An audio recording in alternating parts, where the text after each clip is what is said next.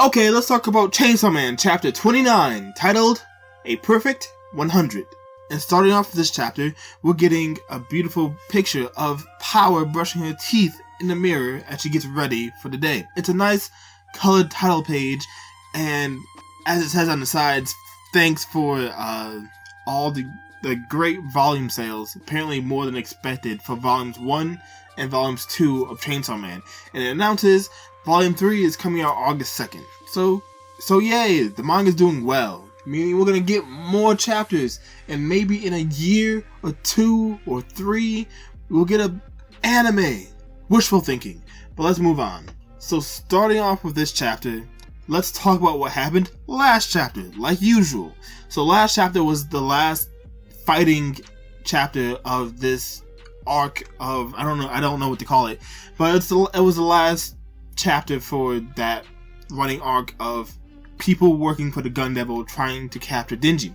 So starting with this chapter, some time has passed and now everyone is settled down. It's the calm after the storm, because we're opening up with this chapter in the hospital with this beautiful face, Aki sleeping like he's been hit by a truck, which honestly, he had more done to him than being hit by a truck.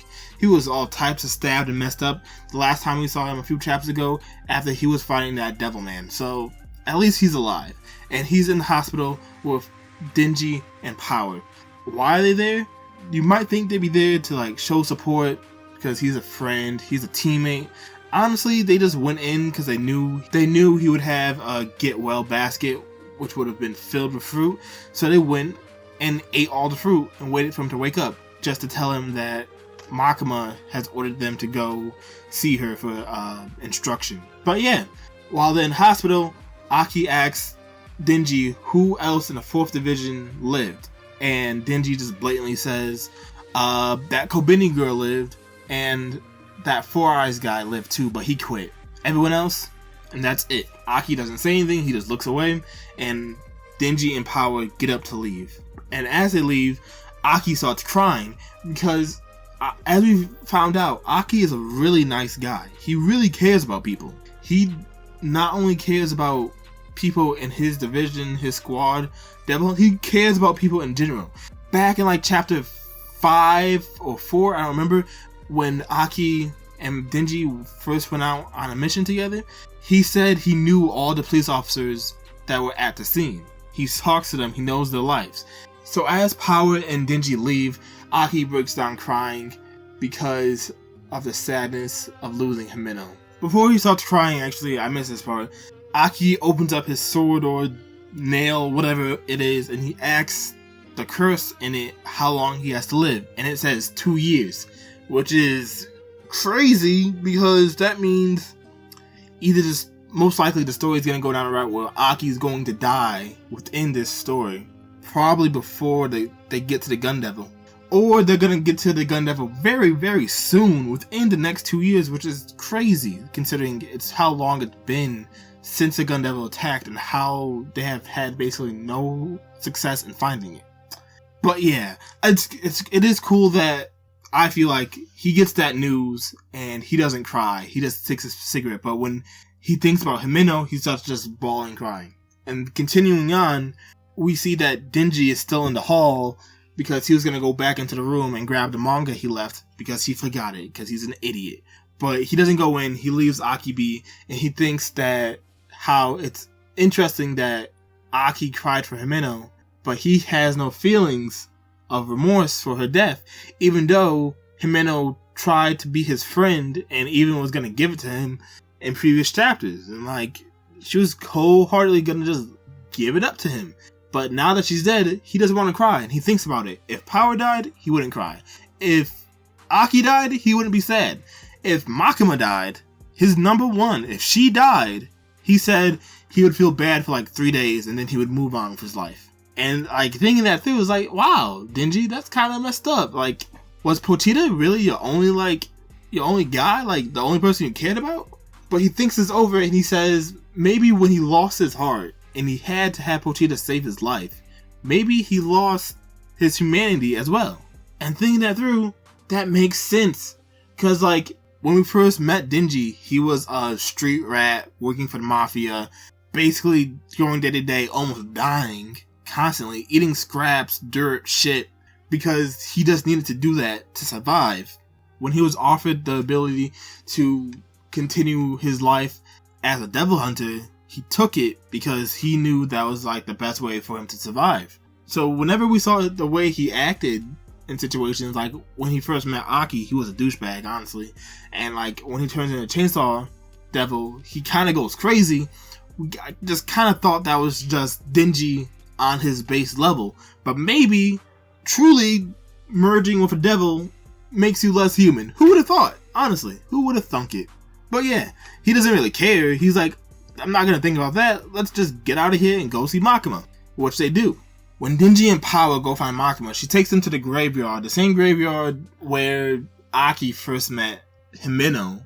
I guess this is where most of the devil hunters are buried when they die. It's just a realm of crosses on boxes lined up very close to each other. As they're walking, Makima tells them it's obvious that some of our enemies are obviously targeting Denji, and because of this, we need to reinforce the 4th Division.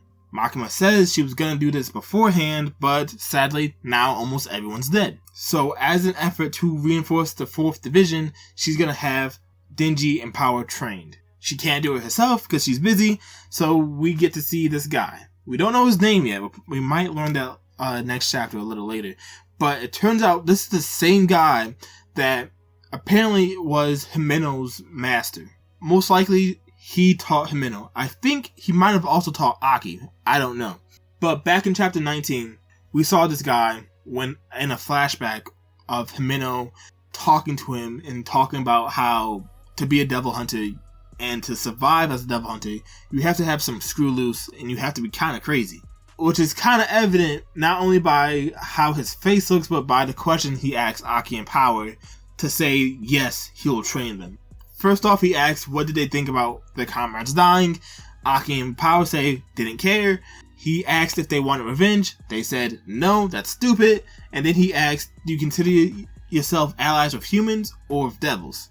This was a cool question because obviously the answer for Power is whoever's winning. She's flip-flop any given chance. As long as someone strong isn't next to her about to kill her, she'll switch sides. And the answer of Denji is whoever will take care of me. So like same kind of thing. We know this from these two characters. They don't really care. They just want to live.